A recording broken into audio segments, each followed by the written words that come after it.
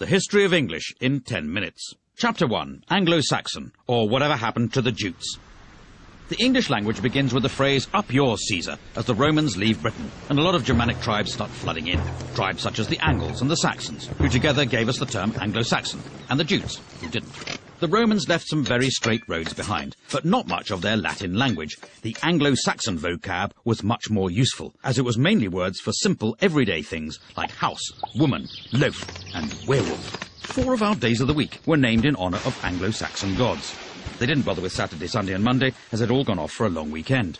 While they were away, Christian missionaries stole in, bringing with them leaflets about jumble sales and more Latin. Christianity was a hit with the locals and made them much happy to take on funky new words from Latin like martyr, bishop and font.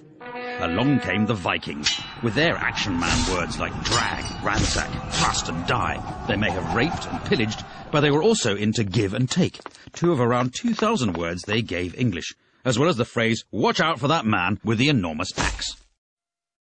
The History of English in 10 minutes. Chapter 2. The Norman Conquest, or Excuse My English. 1066. True to his name, William the Conqueror invades England, bringing new concepts from across the Channel like the French language, the Doomsday Book, and the duty-free Gauloise multipack. French was de rigueur for all official business, with words like judge, jury, evidence and justice coming in and giving John Grisham's career a kick-start. Latin was still used ad nauseam in church, but the common man spoke English, able to communicate only by speaking more slowly and loudly until the others understood him. Words like cow, sheep and swine come from the English-speaking farmers, while the à la carte versions, beef, mutton and pork, come from the French-speaking tops, beginning a long-running trend for restaurants having completely indecipherable menus. All in all, the English absorbed about 10,000 new words from the Normans, though they still couldn't grasp the rules of cheek-kissing. The bonhomie all ended when the English nation took their new warlike lingo of armies, navies and soldiers and began the 100 Years' War against France. It actually lasted 116 years, but by that point no one could count any higher in French, and English took over as the language of power. The History of English in 10 minutes. Chapter 3. Shakespeare, or a plaque on both his houses. As the dictionary tells us, about 2,000 new words and phrases were invented by William Shakespeare. He gave us handy words like eyeball, puppy dog and anchovy, and more show-offy words like dauntless, besmirch and lackluster. He came up with the word alligator, soon after he ran out of things to rhyme with crocodile. And a nation of tea drinkers finally took him to their hearts when he invented the hobnob. Shakespeare knew the power of catchphrases as well as biscuits. Without him, we'd never eat our flesh and blood out of house and home. We'd have to say good riddance to the green-eyed monster, and breaking the ice would be as dead as a doornail. If you tried to get your money's worth, you'd be given short shrift, and anyone who laid it on with a trowel could be hoisted with his own petard. Of course, it's possible other people used these words first, but the dictionary writers liked looking them up in Shakespeare because there was more cross-dressing and people poking each other's eyes out. Shakespeare's poetry showed the world that English was a rich, vibrant language with limitless expressive and emotional power, and he still had time to open all those tea rooms in Stratford.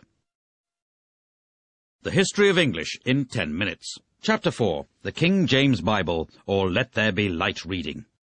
In 1611, the powers that be turned the world upside down with a labour of love, a new translation of the Bible. A team of scribes with the wisdom of Solomon went the extra mile to make King James' translation all things to all men, whether from their heart's desire to fight the good fight, or just for the filthy lucre. This sexy new Bible went from strength to strength, getting to the root of the matter, in a language even the salt of the earth could understand. The writing wasn't on the wall, it was in handy little books, with fire and brimstone preachers reading it in every church. Its words and phrases took root to the ends of the earth, or at least the ends of Britain.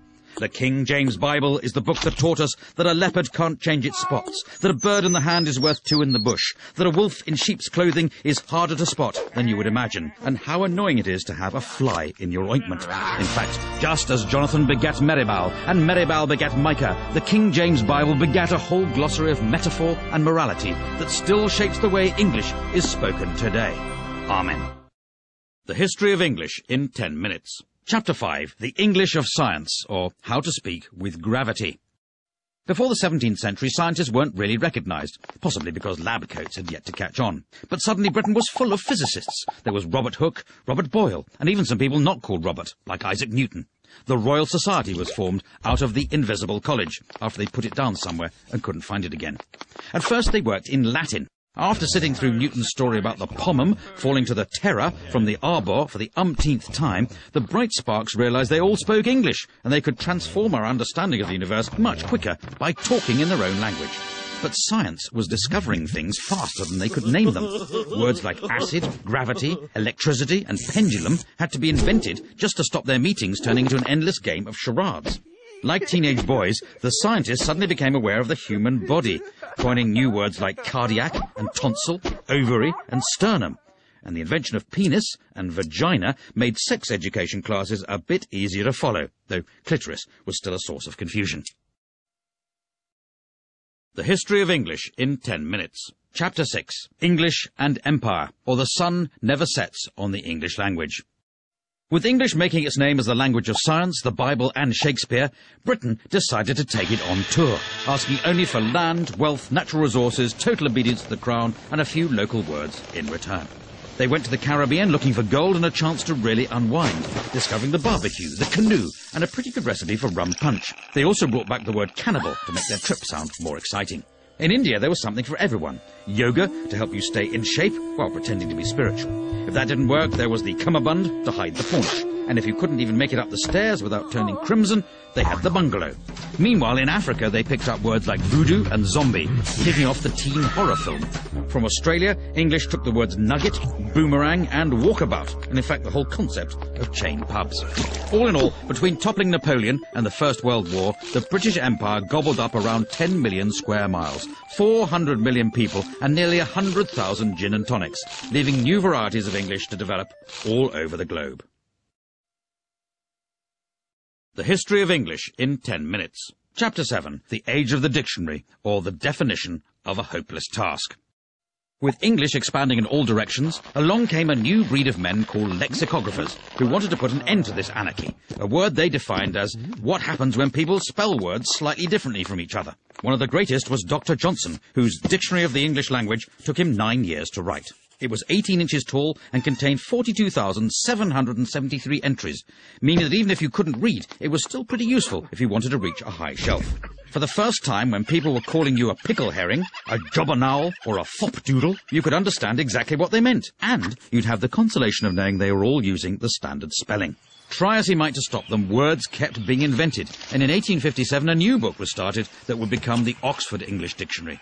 It took another 70 years to be finished after the first editor resigned to be an archbishop. The second died of TB, and the third was so boring that half his volunteers quit, and one of them ended up in an asylum. It eventually appeared in 1928, and has continued to be revised ever since, proving the whole idea you can stop people making up words is complete snuff bumble. The History of English in 10 minutes. Chapter 8. American English, or not English, but somewhere in the ballpark.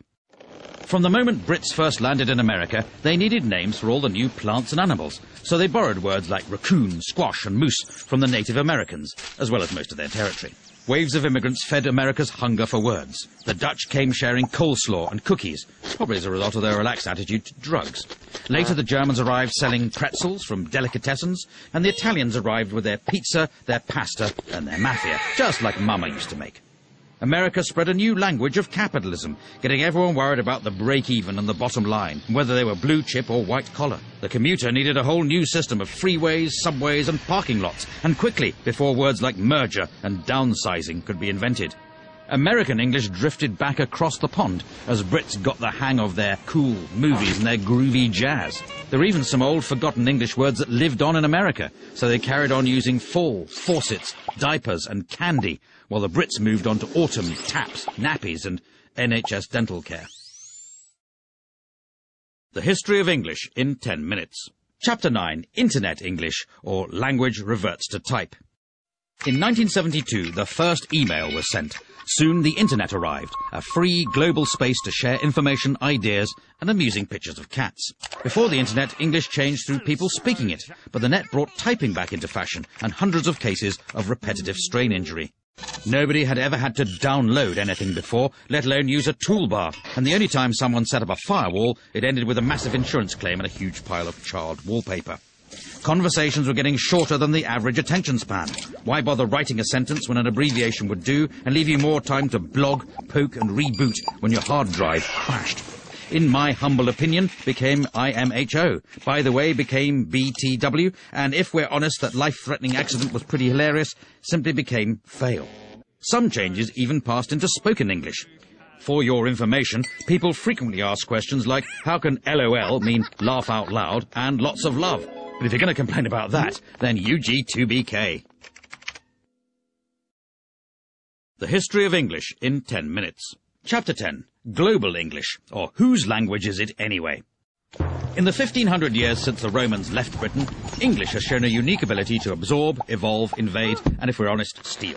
After foreign settlers got it started, it grew into a fully fledged language all of its own, before leaving home and travelling the world, first via the high seas, then via the high-speed broadband connection, pilfering words from over 350 languages and establishing itself as a global institution. All this despite a written alphabet that bears no correlation to how it sounds and a system of spelling that even Dan Brown couldn't decipher. Right now, around 1.5 billion people speak English. Of these, about a quarter are native speakers, a quarter speak it as their second language, and half are able to ask for directions to a swimming pool. There's Hinglish, which is Hindi English, Chinglish, which is Chinese English, and Singlish, which is Singaporean English, and not that bit where they speak in musicals. So in conclusion, the language has got so little to do with England these days, it may well be time to stop calling it English. But if someone does think up a new name for it, it should probably be in Chinese.